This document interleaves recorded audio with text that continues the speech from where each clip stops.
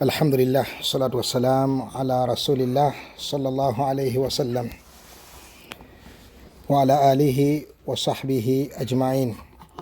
Yagamba omutonzi waffe Allah subhanahu wa ta'ala, fa aminu billahi wa rasulihi wan nuri alladhi anzalna. Mu aya eyo ey'ekitiibwa omutonzi waffe Allah subhanahu wa ta'ala atulagira okumukkiriza n'okukkiriza omubaka we Muhammad sallallahu alayhi wa sallam n'ekitangaala kye yassa ow'ekitiibwa Allah tabaraka wa ta'ala. Era ng'ebyo ebisatu bya wano ku duniya, singa omuntu abeera tabikoledde wano ku duniya, ku akhira asigala yeye n'erinnya lye nnyini nnyini kitaawe lye yamutuuma lye ligenda okumuyitibwa yawma alqiyama. Agenda kukoolebwa n'erinnya lye era nga yeye nnyini nnyini ng'asobola okwogera era nga mulamu, nga muntu nga bwe yali ku duniya nga muntu,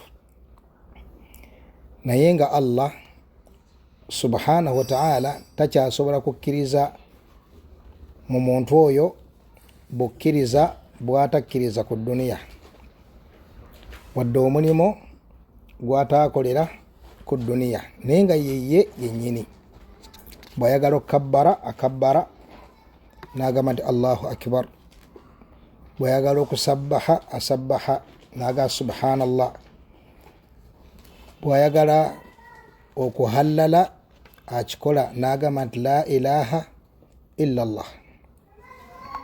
Naye nga ebyo byonna Allah takyalina kyakkiriza. Lwaki? Kubanga iman ey'omugaso ya wano ku nsi. Allah yatugamba nti fa aminu billahi wa rasulihi wan nuri alladhi anzalna. Wano ku nsi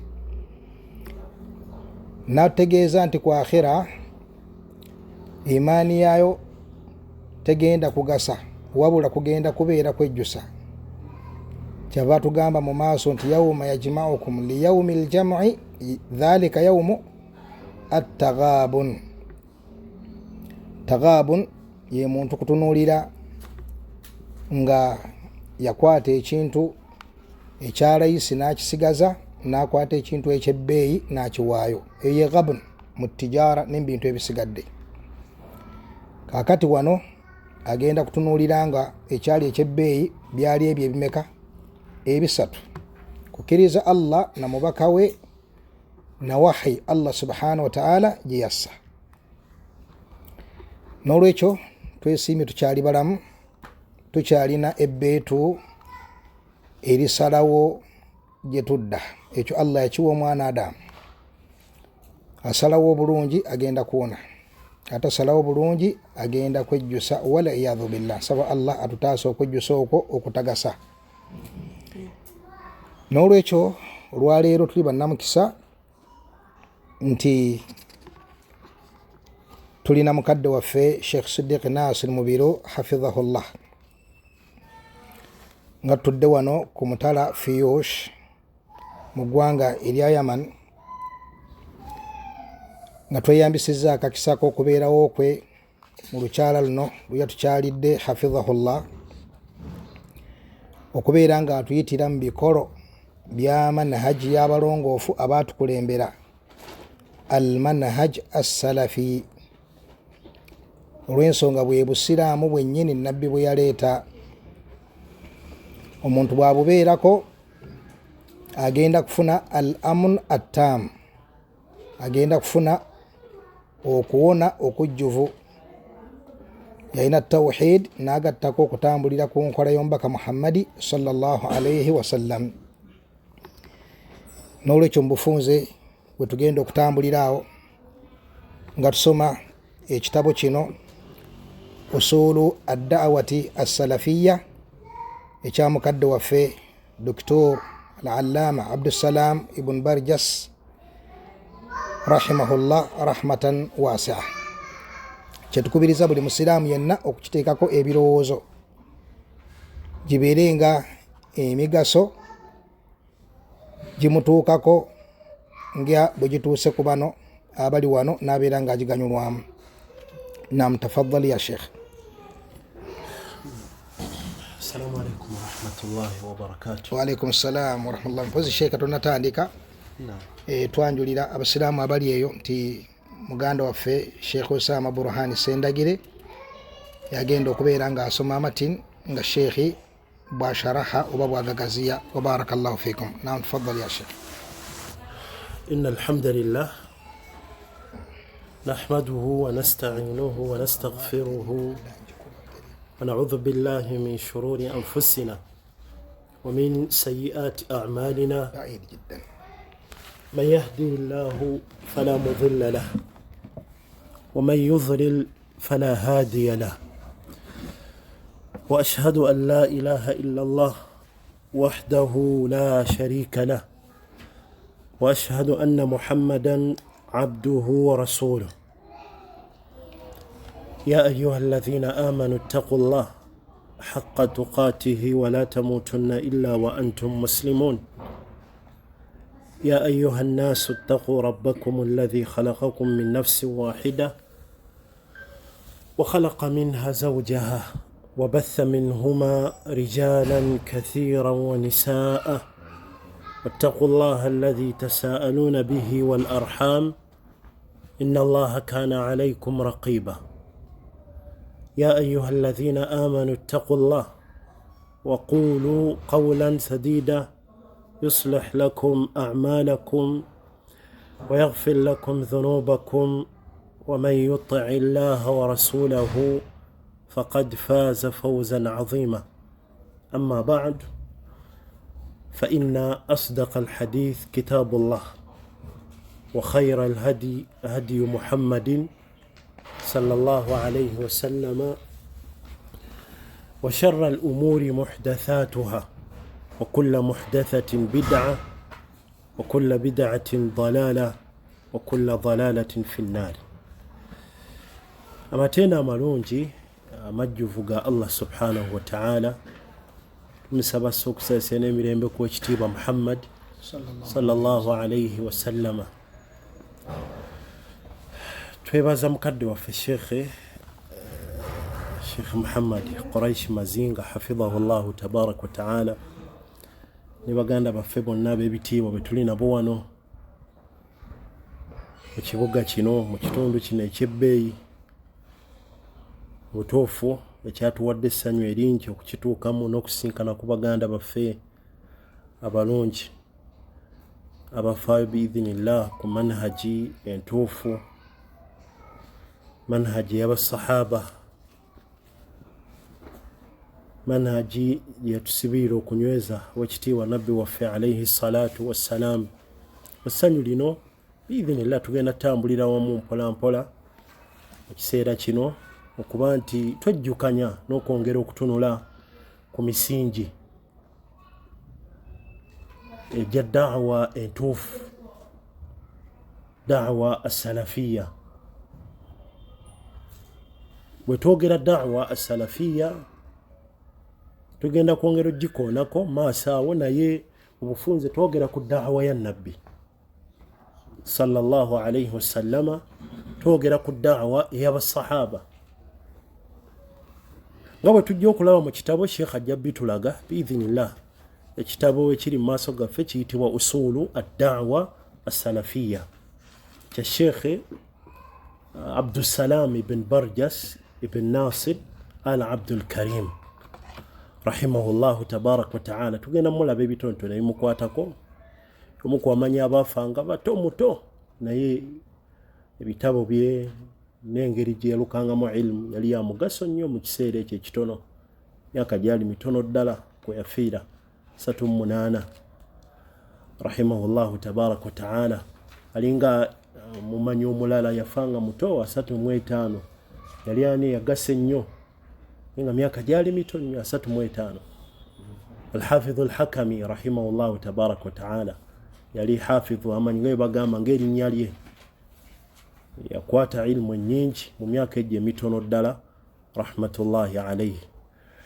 kati kye tugenda okuba tutambulirako yatukuŋŋaanyiza ebikolo 10 nga biidhinillah bijja tuyambako okulabira ddala daawa entuufu kubanga ddyo ng'erinnya busalafu buli omu asobola okyeyita naffe nabbi naye tulabirawa abatuufu buli omu asobola okwogera ki ekyokwogera buli omu akisobola abayudaaya n'abanasaara nabo beeyogerako ne bagamba nahnu abnaau llahi wa ahibbaau abayudaaya n'abanasaara ab'omu muliro nga bagamba ffe baana ba Allah naffe mikwano gyani gya Allah kyekyo ekyokwogera buli omu akikola ki akisobola naye ddala oli ekyo bwe kuba kwogera nabbi twagala nabbi buli omu akyogera negwosanga mu burda mauledi sallu ala nabbi buli omu asobola okyogera naye ddala kituufu bwe kiri okwagala nabbi okutuufu wekuli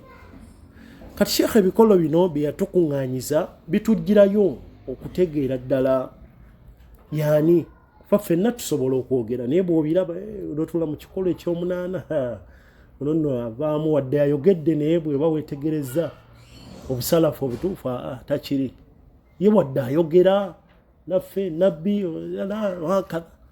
naye bwe weetegereza ebikolo ogenda okulaba nga mu butuufu kwogera bwogezi wabula si kyali si kituufu kyayogera usulu kigambo plural jamu mufradu eba aslu nga mu lulimi kirina amakulu agawerako ekigambo aslu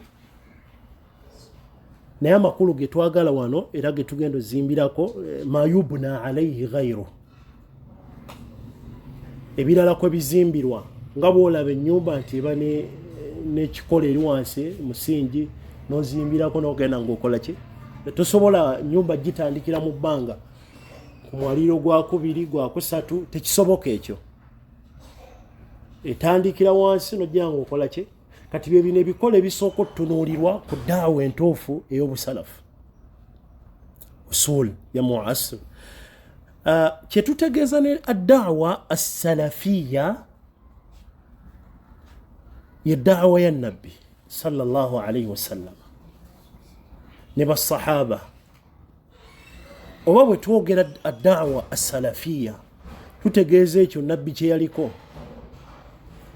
entambuza ye ne basahaba abalungi ilmu yaabwe ilmu eyaliwo mu biseera ebyo al amal okuteeka mu nkola baakolanga batya nabbi sallallahu alaihi wasallama ne basahaba ekkubo eryo lye baaliko kati bwe twogera daawa salafiya eyo nga mwekyo nti buli yenna ataakwata eryo erya nabbi ne basahaba agenda kuba ali ku kkubo ddala kyamu erigenda okumutwala muki omuliro era omuyizi yenna omusiraamu yenna aba alina okufaayo okumanya ekkubo lino okumanya daawa eno kubanga amakubo go mangi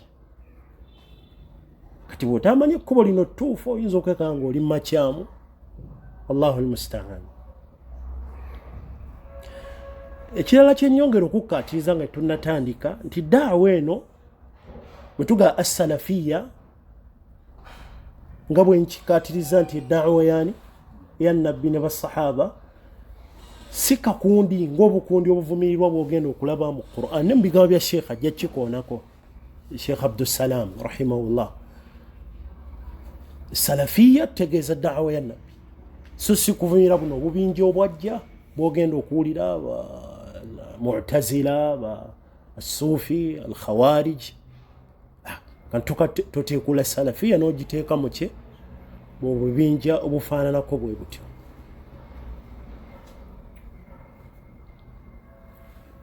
era eddayo ku nabbi sallallahu alaihi wasallam naye bwe weegendereza obwo obukundi obubiina obwo ogenda kwekanga bugenda buddayo nti mwaka bweguti mu myaka tuli myaka nga 9 mu kya jamaatul ikhwan almuslimin etandika Hassan al-Banna gitandika tukuza myaka 10 ku muntu nti gundi ne tukuzza ba mu'tazila batandika batya biseera bya Hasan al-Basri rahimahullah ba khawariji bajja batya jajjabwe omusajja oli yajja maaso ga nabbi i'dil ya Muhammad obinjo bonna ojja bwetegereza Jahmiya nga amanyi bakuzaayo ani yabitandika musajja gundi Al-Jahm ibn Safwan ate yabijja kwani Ja'd ibn Dirham ogendo ddayo ku biseera ebyenjawulo naye eno da'wa ffe gye tugenda okwogerako ey'abasalafu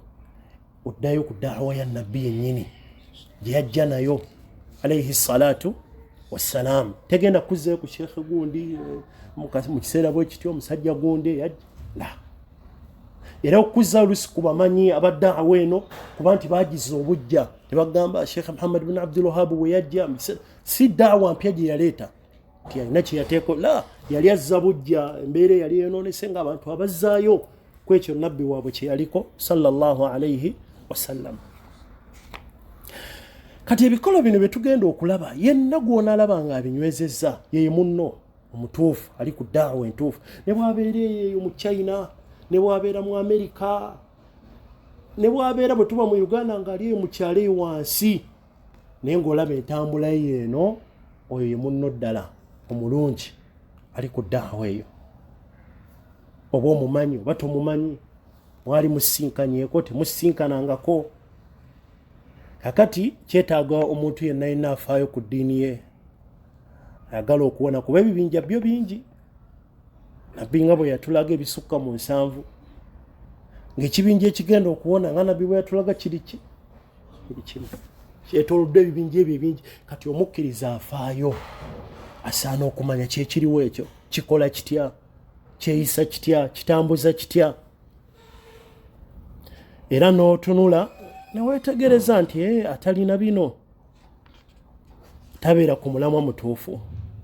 Era ekyokulabirako utwala ekyokulabirako ba mu'tazila lwaki tubajjamu etugaa nti abo bali ku kkubo kyamu al mu'tazila lwaki nti bo balina bye baawakanya nga mathala ne bagamba omuliro teguliyo teguliwo kati bajja guteekawo eri ku lunaku lw'enkomerero teguliwo kati nga babuuza obwongo olaba kijja bwebaba nti bajja gwingira ku lunaku lw'enkomerero kati okubeerawo kwagwo kati kiina makulu ki kiki ekyabajja ku mulamu omutuufu kikolo ki taqdimu al-aqli ala an-naqli bakulembeza obwongo bwabwe ku bujulizi an-naqli ng'obujulizi buzze mu Qur'an Allah n'akulaga nti weeguli uiddat lilmuttaqin nga ayogera ku jjana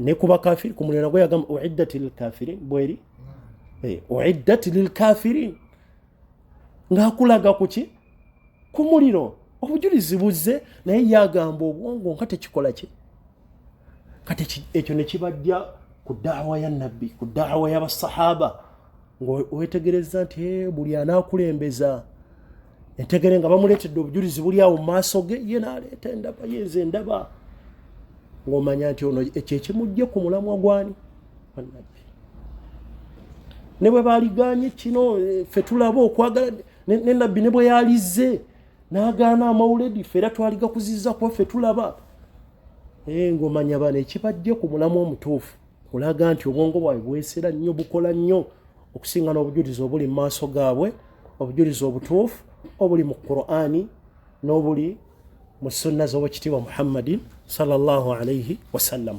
Twala ekyokulabirako ne ku bibinja bingi tuwadde kuba mu'tazila teekawo n'ebibinja ebirala olabe biki ebyabajja ku ki ku mulamu ogwo ku nsonga entuufu yaliko nabbi sallallahu alayhi wasallam. Okwogera ebikolo bino usulu ad-dawa as-salafiyya si bid'a. usulu ad-dawa as-salafiyya laysa bid'a min al-qawl.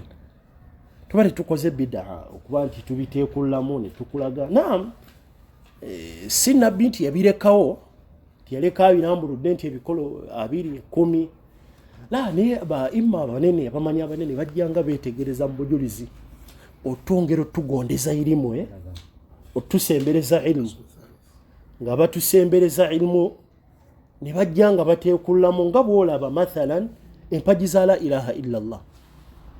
Si nabbi nti yazirekawo nti empagi za la ilaha illallah ziri mmeka? 2. Naye baimma bwe beetegereza okukugondeza n'okukusembereza, mathalan ne bagamba bw'oba weetegereza kalimatu tawhid la ilaha illallah, bw'oba ogyegendereza ekuwa empagi mmeka? 2. La ilaha wakati ekyo kigambo ekisooka eyo ki? Nafiyu. Illallah ithbat. Kiki ekitegeeza nafiyu ejjawo byonna byonna bye basinza ebitali Allah. Ithbat illallah nenywezaawo Allah subhanahu wa ta'ala. Ezo ne ziba mpagi mmeka? 2. Ng'amanyi beetegereza ne bakusembereza. Lwakuba ekibuuzo ekiyinza okubeerawo nti omuntu atamanyi mpagi ezo naye nga ddala ali ku busiraamu obutuufu, afaayo byonna shiriko yamwesamba, anywezezza tawhidi mu kunyweza okutuufu, omuntu oyo taba musiraamu. Naam, ekibuuzo omuntu tumwetegereza obulamu bwe, shiriki yamuleka, ebyokusamira ebyobuwangwa byesambye, empagi esooka annafiyu byonna illa Allah ithbat nanyweza wani Allah we subhanahu wa ta'ala. Ninga we tumuzze ebbali ne tumubuuza Ibrahim tubuulire la ilaha illallah ine empagi mmeka? Ng'agenda kukubuuza yiyi la ilaha illallah ine empagi nayo mbadde mmanyi empagi za busiraamu nga tazikola ki? Omuntu oyo abeera musiraamu, aba musiraamu ng'ate empagi tetugete empagi ezo bwe ziba oli teziriiwo taba musiraamu, ate no tazimanyi aziteeka mu ki? Abeera musiraamu oyo. Naam, tazimanyi. Tumubuuza tubuulire empagi za la ilaha illallah, ng'agamba la ilaha illallah ine empagi nayo. Naye nga bwe twetegereza obulamu bwe biidhinillah omulaba yeesamba tawaghid, yeesamba shiriki, ate anywezesa enzikiriza. Naye bwe tumubuuza eby'empagi agamba n'empagi, oyo abeera musiraamu. Naam, ng'ate tamanyi empagi za la ilaha illallah. Lwaki musiraamu?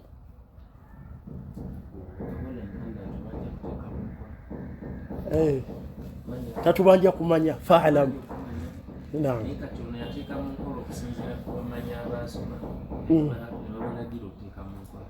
Kakati kwegamba okumanya nti okuteekulamu kwakula aqsamu tawhidi oli okubanga tabimanyi tisiko tusinziira okulamula nti muki wayinza n'okubeerawo oli muwulire ne kino nga empagi ezo azimanyi naye nga si musiraamu.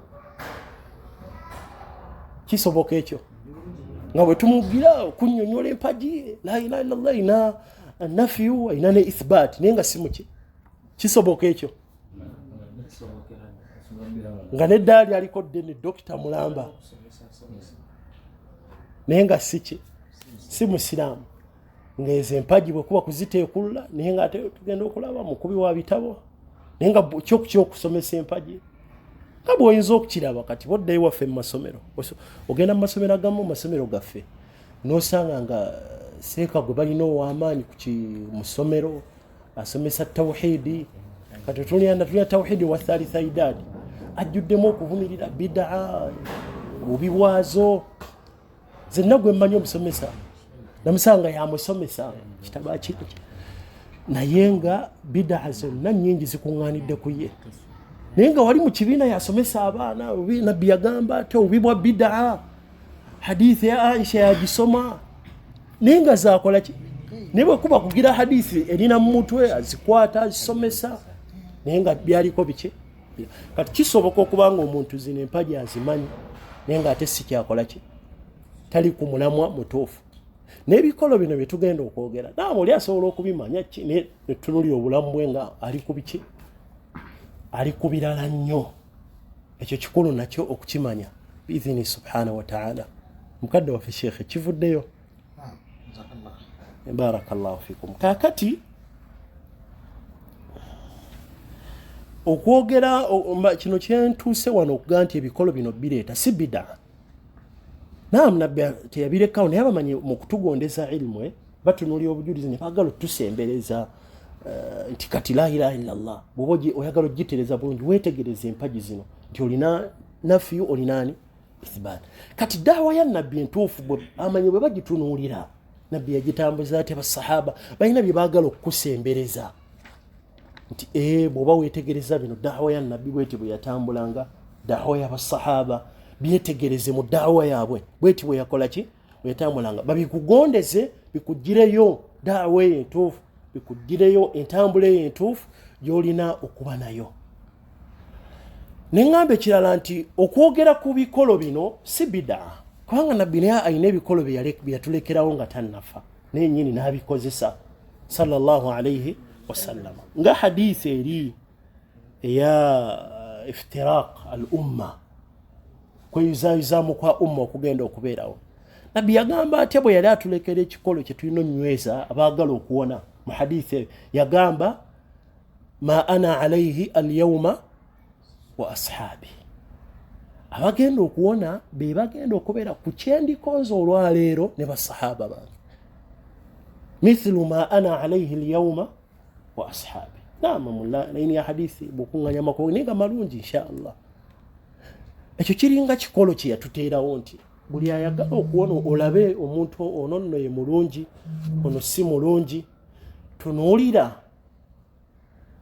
ani ali ku ekyo nabbi kye yaliko, ono akola kino n'ono akola kino, naye weebuuze ani ali ku ekyo kye yaliko nabbi sallallahu alayhi wasallam. Era n'akuleetera mu hadithi amakuba agamu aljamaa, n'akuleetera mu makuba amalala assawad al a'zam, nga bw'olaba nti waliwo amannya agabaki ag'abasalafu. Gano mugawulire nga tunatandika bino, njagala tubikulembeze tugende okuyingira mu kitabo idhinillah nga tulina introduction gye tukoze eki gye tufunye ku nsonga eno. Erinnya lino salafiya egamu ku mannya amalungi ag'ekibinja kino ekiri ku nkola ya nabbi sallallahu alayhi wasallam. Era ne nabbi yalikosaako mu hadithi ero yaga ni'ma salafu ana laki, ng'agamba muwala we Fatima. Mu mannya amalala babayita ba ahli sunna wal jamaa. Lwaki njagala wetegereze ku mannya gano gengenda okukoonako matono tone bwe tukoona kwana ataano. Lwaki amannya gano bw'ogeetegereza gonna gakuzzaayo ku ekyo nabbi kye yakola ne basahaba, so gano amannya amalala ge twakoonyeeko g'owulira Mu'tazila, al-Khawariji, as-Sufiya, gakuzzaayo ku bantu ab'enjawulo nti gundi yatandika mu mwaka guno, naye gano amannya gonna ge tuleeta gakuzzaayo kwani?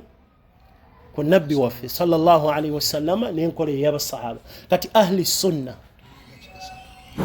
kasatu, ahli sunna, as-sunna enkola yani nabbi sallallahu alayhi wasallam. Era mugamu ku mannya gaabwe amalungi ba ahlul hadith wal athar. Al hadith nga Imam Sabuni kitabo kye yawandiika aqidatu salaf ashab al hadith, kikuzzaayo ku hadithi za nabbi sallallahu alayhi wasallam. Mu mannya amalala babayita at-taifa al-mansura, ekibinja ekyokukola ki ekyokutaasibwa. nabbi si yayogera nnyini sallallahu alayhi wasallam la tazalu taifa min ummati ala alhaqi dhahirin bakuba mansurin, nga bakola ki bataasa oba Allah bataasa abantu abanywezezza amazima. Mu makuba mu mannya amalala ag'amalungi gonna amannya gakuzzaayo ku buwanguzi buli n'okugoberera enkola ya nabbi. Alfirqa annajiya, alfirqa annajiya, ekibinja ekyokukola ki ekyokuwona. Si ekyo nabbi kye yalaga ku bibinja ebigenda okujja ebingi, n'alaga nti mulimu ekibinja kimu ekigenda okukola ki okwo nabbi yennyini nga bw'akiyita sallallahu alayhi wasallam, n'amannya amalala amalungi. Kakati ebikolo bino olabanga nabbi yennyini yabikola ki biteekawo n'akulaga nti abali ku kino kyendiko ne basahaba. Mu Qur'ani Allah yagamba wala yazaluna mukhtalifina illa man rahima rabbuk. Abantu bajja kujjanga bajja sigala bekutulamu obukundi okujjako abo Allah baana abasaasidde. Saba Allah tuteeke mu abo. Bo tebajja kutwalibwa bubingi obwo obungi. Lwaki tebagenda kutwalibwa bubingi obwo obungi? Amanyi bakikoonako. Bagamba olw'okubanga li anna usulahum wahida. Kubanga ebikolo byabwe bye bimu. Ne bwabeera mu Amerika, ne bwabeera mu China, bonna ebikolo ebibagatta, gw'onaasanga Uganda, gw'onaasanga Saudi, gw'onaasanga Yamani, gw'onaasanga Japan, bonna ebikolo bye bimu tebaawukana. Bo entambuza yaabwe y'eddiini egenda kuba eki? Kuba ebibagatta kyeki. Gwe genda otulie mu bitabo by'abamanyi abasalafu. Ab'emirembe giri n'abaakati. Olabe ebitabo engeri gye bitambulamu. Gwe tulie ebitabo mathalan bya Sheikh Muhammad bin Abdul Wahhab ebikubyeko mu da'wa ey'abasalafu. Otulie ebitabo bya Sheikh al-Imam Ibn Taymiyyah, Ibn al-Qayyim. Osanga nga byonna obujulizi bw'osanga wano ne wali bw'osangawo. Basheikh abasalafu abalungi bonna tunuulira ebitabo byabwe. Oba tunuulira ebigambo byabwe. Kuba Allah atuggerewo ilmu leero nti n'ebigambo by'abamanyi abo abasalafu weebiri. Otunuulire ebyono oteekeko n'ebyono nga boogera ku ddiini oba boogera ku nsonga. Olabe nti mathalan Sheikh Muhammad bin Saleh al-Uthaymin mu nsonga eno ng'agyogerako. Onoonya akatambi ka Sheikh Abdul Aziz bin Baz. Olinga mathalan ali Riyadhi gy'ayogerera. Ono ali Qasim gy'ayogerera. Ogenda olaba ebigo byonna bye biki? Ebimu ku nsonga kubanga bonna bajjawa. Kati tojja basanga beekutula enneno n'okuba ebikola ebyo.